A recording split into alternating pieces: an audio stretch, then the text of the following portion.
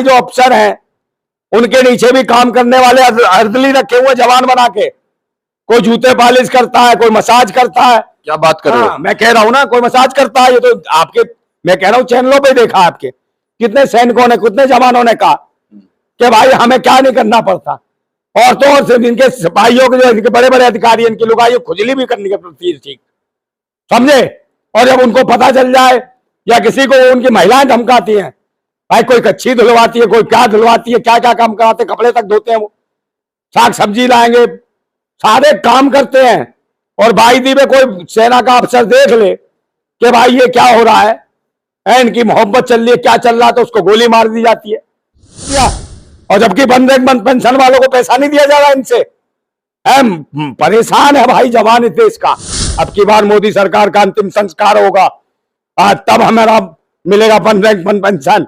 जो कहते थे ना घर घर मोदी, हर हर मोदी, हर हर मोदी, अब यही सेना के जवान कह रहे हैं मर मर मोदी, मर मर मोदी, मर मर मोदी। और फिर मैं कहता हराम कर दी हूं, पूरी सर्विस लेने के बाद उसकी नींद हराम कर दी, उसकी पेंशनें रोक दी तुमने, उसका पैसा रख दिया। मर जाना चाहिए ऐसे प्रधानमंत्री को। पूरा मुआवजा मिलना चाहिए जो घोषणा करके आए हो कि ये पेट्रोल पंप देंगे या ये देंगे या वो देंगे। वहां पर तो अपनी फोटो खिंचा खिंचा के आ गए भूतनी के सरकार वाले। ये कहीं भी पहुंच सकता है, समझे, कहीं भी चला जाएगा, ये बधाई देने भी चला जाएगा कहीं। इसको फायदा मिले कि किसके यहाँ बच्चा पैदा होगा वहां पे बधाई देने भी चला जाएगा, ताली पीटने। ये नमक हराम आदमी है देश का प्रधानमंत्री, समझे नहीं। जिन्होंने ये सत्ता में कौन लाए, देश के जवान और किसान, और उन दोनों को इन्होंने भूखमरी के कंगार पे लाख खड़ा कर। लगातार फिर भी यही बोलते हैं कि मेरा जवान, मेरा जवान, मेरा किसान, मेरा जवान। इनका कोई जवान नहीं है, इनका घर नहीं, परिवार नहीं, बीवी नहीं, बच्चे नहीं। ये कौन जवान है इनका? बख्शी साहब, इस मीडिया चैनल पर दिखाई नहीं दोगे, समझे। गूगल पे भी सर्च करेंगे तो दिखाई नहीं दोगे आप, क्योंकि ये सब सत्ता के हिसाब से काम कर रहे हो। आप धोखेबाज हो देश के जवानों के। बड़ी बड़ी मूछें रखते हो, मूछें रखने से कुछ नहीं होता, समझे। मूछें जब ऊंची होती है, जब देश के जवानों के हित की लड़ाई लड़ो, साफ साफ बोलो। तो शहीदों की बेवाएं, उनके साथ मजाक बनाया जा रहा है, उनको रुलाया जा रहा है बंदेपन पेंशन के लिए। एमएसपी की बात की थी कि भाई जिसको कौन कितना जख्मी हो गया है, कितना उसके शरीर का हिस्सा गया, उस पर भी कोई बात नहीं। जो लोग देश को अपना अंग तक कटवा चुके हैं उनको कुछ नहीं मिल रहा है। कि नौटंकीबाज है, बाजीगर है, देश का प्रधानमंत्री नहीं है, ये कारपोरेट जगत का प्रधानमंत्री है। उनका ये देश को जो लूट के गए हैं, 420 जो गए, नीरव मोदी, सुशील मोदी और तुम्हारे विजय माल्या जैसे लोग, इनको हजारों करोड़ का पैसा माफ कर दिया ये भगोड़ों का। तो इनके बाप का पैसा था ये। वो गुलाम बड़े बुजदिल हैं, वो गुलाम बड़े बुजदिल हैं जो कहते हैं क्रांति बड़ी मुश्किल है। वो गुलाम बड़े बुजदिल हैं जो कहते हैं क्रांति बड़ी मुश्किल है। और क्रांति हर मुश्किल को आसान बना देती है। तानाशाह कितना भी मजबूत हो उसे खाक में मिला देती है। ये वक्त आ गया है, इस सरकार को, इस हुकूमत को खाक में मिला देंगे वो तानाशाह, ये ध्यान रख। अब देश का जवान जो देश की सीमाओं पर सुरक्षा करता है, देश के अंदर भी खड़ा होने वाला है। देखते हैं तेरी रैली और नाटक नौटंकी कैसे होगी, क्योंकि अब देश के जवानों ने सोच लिया कि रैली और ये ढोल हम बजाएंगे, तेरा जो नगाड़ा जो बजाता रहा है जो झूठा, ये देश का डंका बज रहा है। अब समझ ले तेरा डंका बजाने के लिए बैठे हैं इस देश की सेना के जवान। जय हिंद, जय भारत, और आप सभी का स्वागत है आपके अपने चैनल CCN News 24 के अंदर। मेरा नाम है दिनेश गर्ग जैन, कड़वे सवालों वाला। और बता दूं, पूर्व सैनिक भाई जितने भी लगभग पिछले 7 महीने होने जा रहे हैं और जंतर मंतर जैसे स्थान पर बैठे हैं, अपनी मांगों को लेके बैठे हैं, OROP, MSP, डिसेबिलिटी पेंशन, तमाम तरह की उन विसंगतियों के खिलाफ वहां पर बैठे हैं। लेकिन मोदी सरकार ने अभी तक ना उनकी सुनी है ना समझी है। मतलब इस अंधी गूंगी बहरी सरकार ने अभी तक उनकी समस्याओं को जानने तक का भी प्रयास नहीं किया है। वही 2013 के अंदर रेवाड़ी के अंदर रैली में मोदी जी ने एक लॉलीपॉप दिया था कि हम सैनिकों को उनका हक देंगे, लेकिन आज तक उन लोगों को, या यूं कहूं कि हमारे देश के सैनिकों को उनका हक नहीं मिल पाया है। मैं अपनी बात में फिर एक बात बताता हूं, वो देश का बड़ा दुर्भाग्य है जिस देश के अंदर जवान और किसान सड़कों पे आकर के अपनी मांग मान रहा हो। उस देश का भविष्य कहां जा सकता है? इन तमाम विषयों के ऊपर बात करने के लिए नरेंद्र भाई मेरे साथ मौजूद हैं, और फौजी हैं, बता दूं क्रांतिकारी फौजी हैं, क्योंकि अपनी बात को निष्पक्ष तरीके से रखते हैं। नरेंद्र भैया, जय हिंद, जय भारत। जिंदाबाद भारत। जैसा कि आपने अभी बताया कि सन 2013 में जी जब मोदी जी प्रधानमंत्री जी की दौड़ में थे बनने की, जी तो इन्होंने देखा कि सबसे मुख्य कौन है जो हमको इस देश की जो है कुर्सी पे बैठा सकता है। हम्म, तो इन्हें देश के सेना का जवान दिखाई दिया, हम्म, और ये सेना का जवान वो था जो पूर्व सैनिक था, जो बुद्धिजीवी था, जो देश को सेवा दे चुका था। उनके लिए कहा, और जो देश की जो सेवा कर रहा था उनको एक इन्होंने लॉलीपॉप दिया कि वन रैंक वन पेंशन देंगे। तो इन्हें लगा कि भाई कोई तो है हमारे बीच में, कोई तो भगवान बन के आ गया जो हमें वन रैंक वन पेंशन की बात कर रहा है, जो हमारा भविष्य एक उज्जवल करने की बात कर रहा है, हमारे बच्चों को काम आएगा, हमारी फैमिली काम आएगा, और हमें लगता है हमारा बुढ़ापा अच्छे से कटेगा। तो ये स्थितियां हुई सन 2013 में। इन्हीं सैनिकों ने, देश के जवानों ने मोदी जी के लिए कैंपेन किया, अंदरूनी कैंपेन किया, और इनको सत्ता में लाने का काम किया। तो ये आदमी वो है कि जिन्होंने इसके लिए काम करा, ये नमक हराम आदमी है देश का प्रधानमंत्री, समझे नहीं? जिन्होंने ये सत्ता में कौन लाए? देश के जवान और किसान, और उन दोनों को इन्होंने भुखमरी के कंगार पे लाकर खड़ा कर दिया। और जब से आए सन 2016 से मैं इन्हें देख रहा हूं कि लगातार एक आंदोलन चल रहा है इन जवानों का, सेना के जवानों का, पूर्व सैनिकों का, कि जंतर मंतर से लेकर और पूरे देश के, बहुत सी राजधानियां हैं देश की, समझे, प्रत्येक राज्यों की, वहां सैनिक बैठे हुए हैं अपनी मांग को लेकर वन रैंक वन पेंशन की। और उनके साथ कितनी बदतमीजी की, लठिया दिया, उनके अब देखने को तैयार नहीं हुए। और स्थितियां यहां तक दयनीय हुई कि सन 2016 में इन्हीं के शासनकाल में 2 फौजियों को जंतर मंतर पर आत्महत्या करनी पड़ी। और भारतीय जनता पार्टी की ये वन रैंक वन पेंशन की बात करते हैं। और जो युवा, जो नौजवान हमारे देश के जो शहीद हुए, उनकी बेवाओं को पेंशन नहीं मिल रही। घोषणा हो जाती है, ताबूत में जब आते हैं यही नेता मंत्री भाजपा के, फोटो खिंचाते हैं, बहुत बड़ी बड़ी रैलियां निकालते हैं कि हाँ देश का जवान आ रहा, शहीद हो गया, और बड़े बड़े तिरंगे फहराते हैं, और वहां जाके बड़ी बड़ी घोषणा करते हैं। और स्थितियां यह है कि उनकी बेवाओं को उनकी पेंशन नहीं मिल रही है।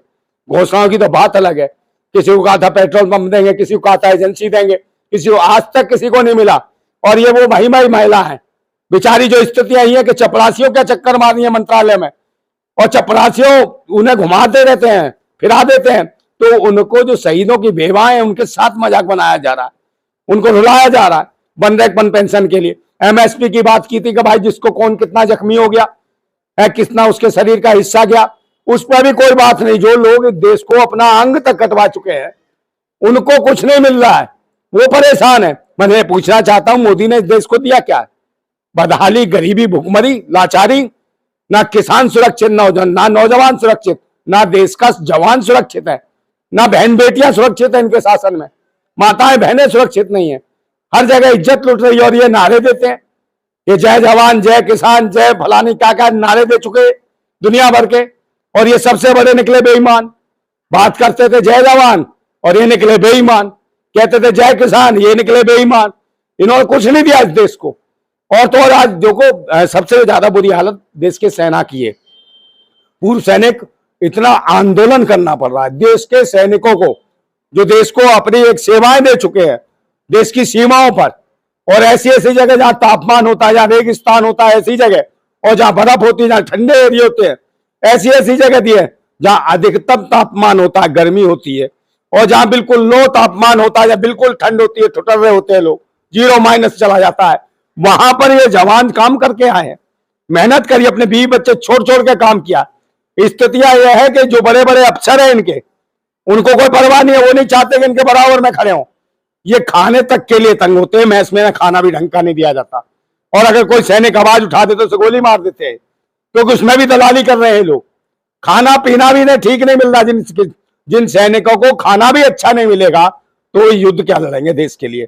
और जो कुछ कुठाराघात किया, वन रैंक वन पेंशन की बात करते थे, इसी सेना के फौजियों के ऊपर जो 15 साल की नौकरी थी, उनकी नौकरी घटा के 4 साल ले आए।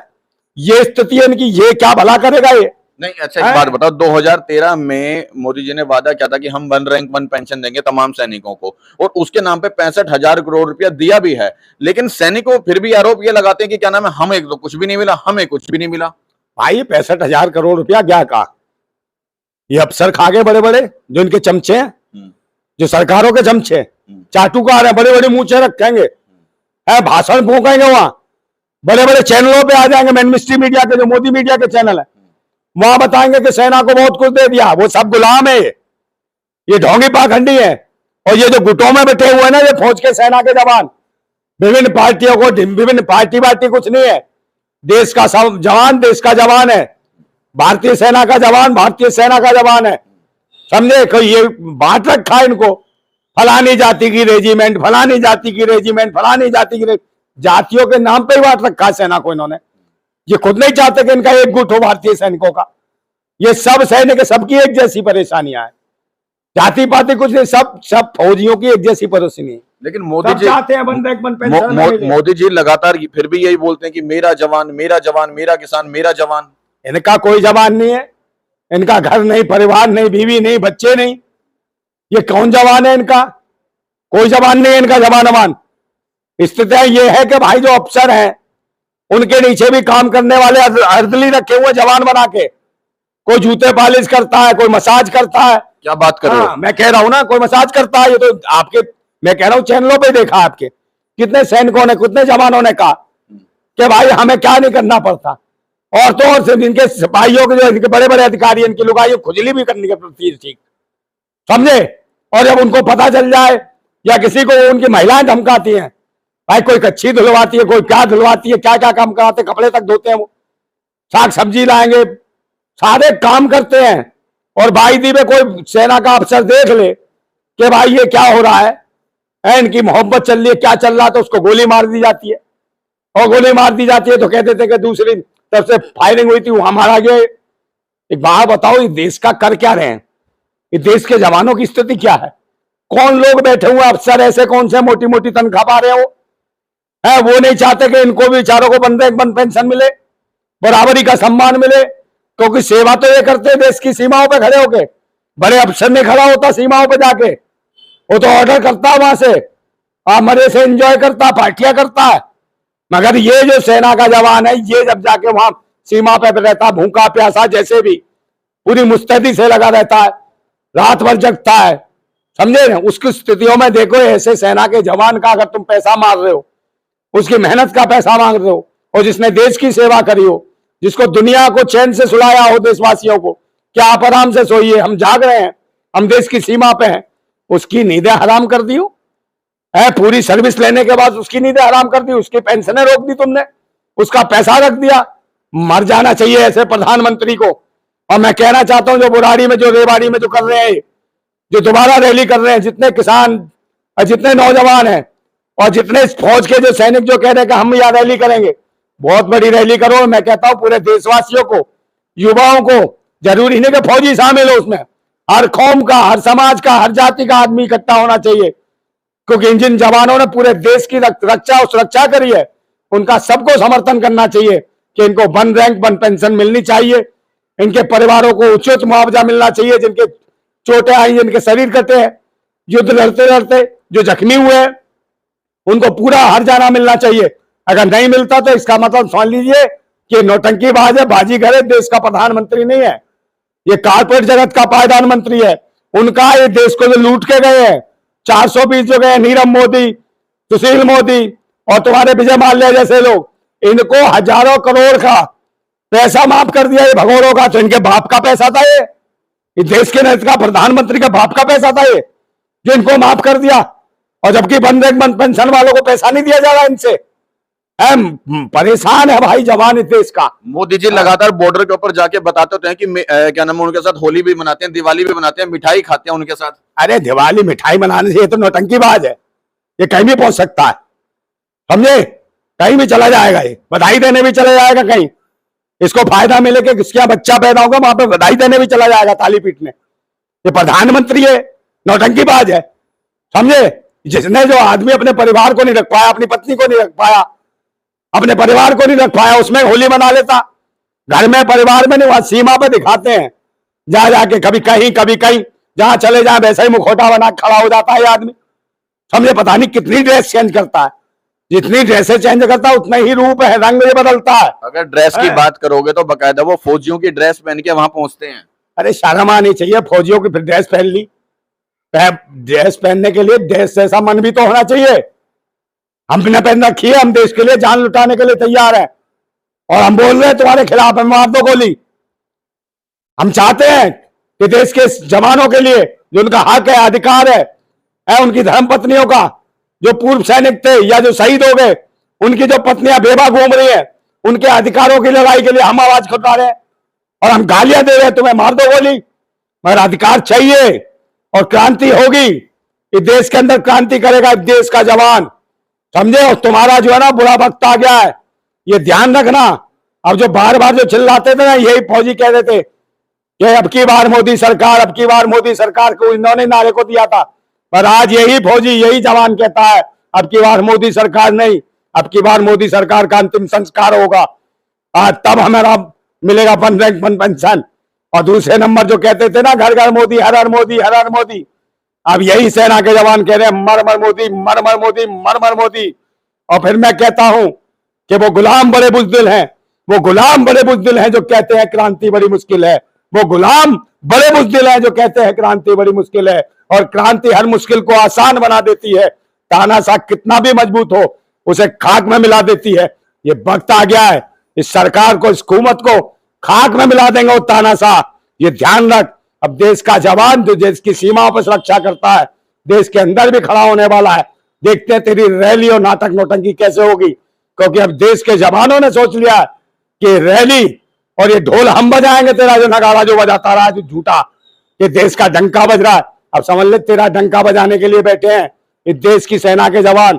और सभी जवानों से मेरा विनम्र निवेदन है, हाथ जोड़ के विनती है, प्रार्थना है, समझे, मेरा निवेदन है उनसे कि सभी लोग जितने भी गुट बना रखे हैं सब एकजुट हो जाओ, क्योंकि सबकी एक जैसी मांग है। आप ये मत सोचो कि हमारा चेहरा, इसी में तो बांट रखा है आप लोगों को। आप सब सिपाही हो, देश के सैनिक हो, ये देश की रक्षा करी, सब एकजुट होकर हो जाओ। और मैं सारे देशवासियों से अपील करता हूं कि जो फौजी नहीं है, जिसने सेना में काम नहीं करा, वो भी देश के वासी सारे इकट्ठे हों।